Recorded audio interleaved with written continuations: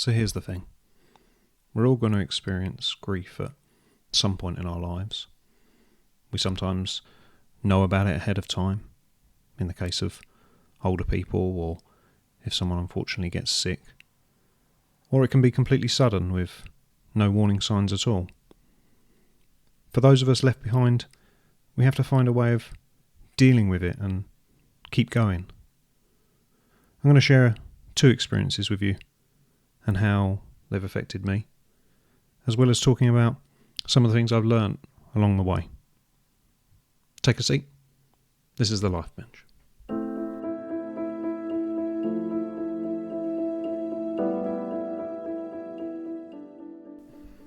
Once again, I have to say a big thank you for all your continued support.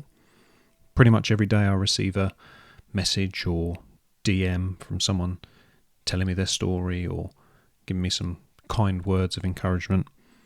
I love reading them all, so please continue to reach out. And since the first message I received regarding my voice being made for storytelling, I've actually had 4 other people say the same thing, so maybe I'll actually start to believe it now. Before we start, I just want to say that I'm in no way a counsellor or therapist, and anything I say is just my own experiences, thoughts and feelings, and things that have helped me. If something I say helps you, then that's great. This is only the second full episode, and I'm sure it'll be a difficult one to record as well as listen to. But that's the whole point of the Life Bench, to have open conversations about the difficult things that affect us. But hopefully they can have a positive impact. It's never easy losing someone we care about. I'm sure a lot of you will have lost a grandparent or older relative. It's only natural as people get older that we think about how much time they've got left, how many more birthdays they've got. I wonder if this is our brain's way of trying to prepare us for the inevitable, attempting to put some safeguard in place to protect us. My experience of losing grandparents is one of sadness. Of course, I've got nice memories of being a kid, growing up, days out, family holidays. And although I feel sad, there's a certain acceptance because they are of that age. Maybe I feel like this because of the 2 experiences I'm going to talk about. Everyone's an individual and feels differently. There's no right or wrong way, and it'll be unique to you as a person. And therefore, the way you deal with it will be different. You'll figure out your own way of managing that grief, whatever works for you. In March 2012, we unexpectedly lost my Uncle Kev. Standing well over 6 foot, he was a gentle giant with a heart of gold. I'm 6 foot and he called me short. There was no warning signs, it was completely out of the blue. And it really poleaxed us as a family.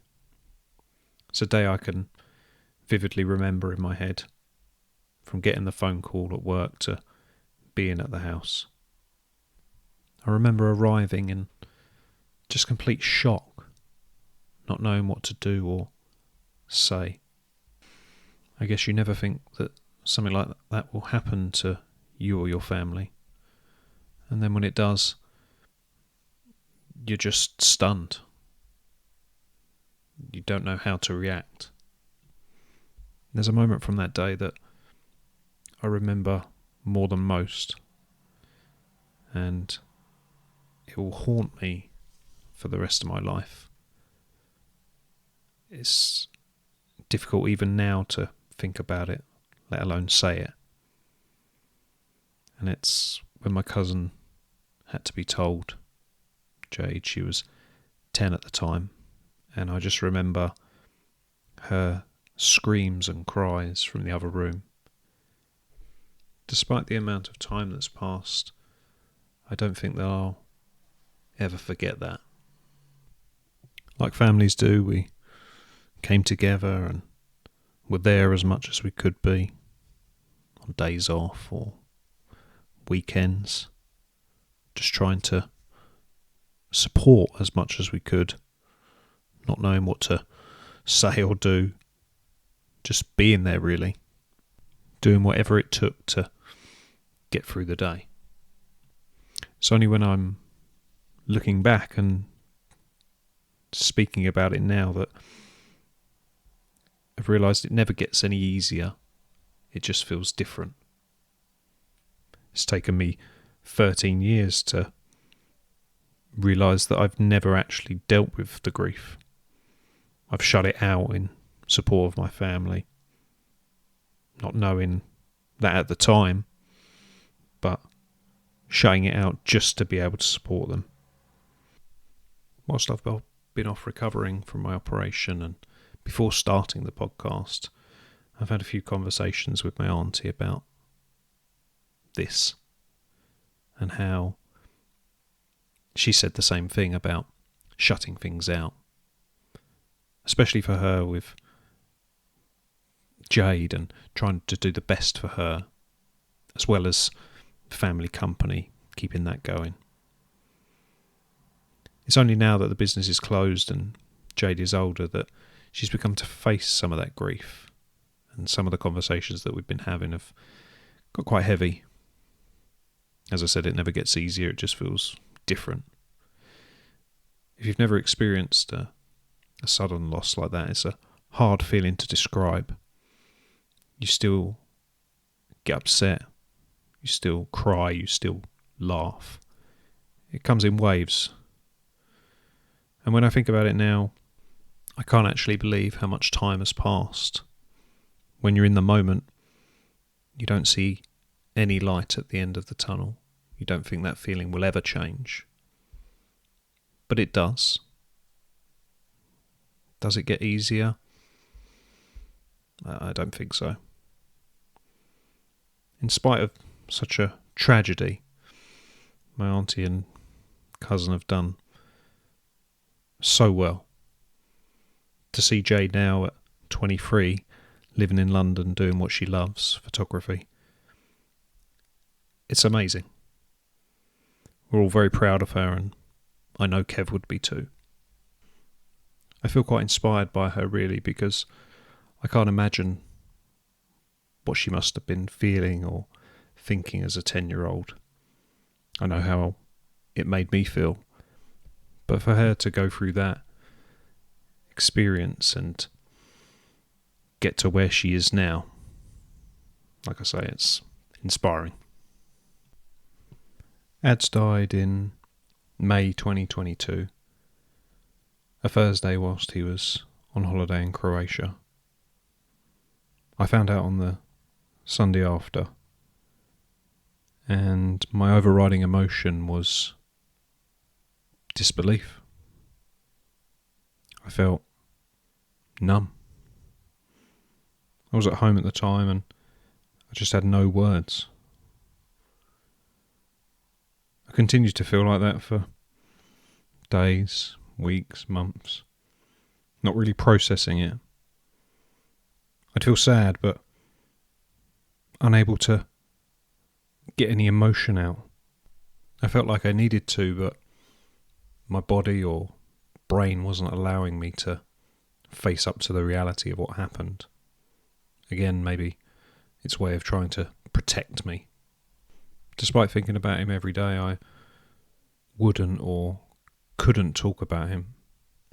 I just felt lost and empty. I've exchanged messages with his wife and family, of course. Again, not knowing what to say. Just trying to check in and see if there's anything that you can do. Again, I know how I feel, and he was only 33, so I can't imagine what it must be like for a wife to lose a husband, sisters to lose a brother, parents to lose a son. The Life Bench idea came to me fairly soon after it happened. I think I woke up from a dream one night, had to write it down. But it's taken until now for me to do something about it. I kept sort of mulling it over in my head and talking about it, but never actually doing it. And I think that was because I hadn't faced my grief. I hadn't dealt with my feelings. And doing something like this would mean I'd have to. So it's not until recently, where I've been off recovering, that I finally faced those things. Being at home on my own a lot of the time put me in a dark place. And eventually keeping it all in got too much. And I had, I guess you could call it a breakdown. An emotional outpouring. And it was years of unresolved thoughts, feelings and emotions. Stuff I'd never spoken about before. Stuff I'd kept locked away. And you know how I felt after that? Exactly the same. But I needed to keep talking and sharing how I felt. I even found writing stuff down really helped. And that actually made me remember an episode of Mind Pump. Mind Pump is a health and fitness podcast. And there was a bit where Sal, one of the hosts, was talking to a caller about journaling. And he said to them that by writing things down, you break the loop of overthinking by getting your thoughts out. And this shift helps move your mind from overthinking to clarity. And he was right. It helped me a lot. So I continued this for a few more weeks. And then I was ready to actually make a start on this. And then, of course, I faced a load of other thoughts and feelings, which I'll probably go over in another episode. But doing this has helped me. I've had to put myself out there and be open and honest. And it's actually been easier than I thought it would. It's given me a purpose. And I hope that the reason and the symbol of the life bench can have a positive impact and help people along the way. So this is where I am now. In no way do I have all the answers. As I've said, I've avoided dealing with my grief for the best part of 13 years. And it's only as I look at it now, and by sitting here talking to you, that I can offer some of the things that I've learnt. I didn't talk about my thoughts or feelings around grief, and keeping it bottled up meant I didn't face it. So talk to the people closest to you. If they're going through it as well, then they'll understand, and probably feel exactly the same. If it's someone separate, they can just listen. No one can have the answers or the right things to say, but just by them listening, and by you talking, it will help. Write stuff down. Only you will see it, and I promise this will also help. Give your brain a rest from going over the stuff. You don't have to reread it, but just get it down on paper. Don't shut people out. Loved ones, friends. This is something I've been very guilty of. When Kev died, my focus was all on supporting or being there for my family.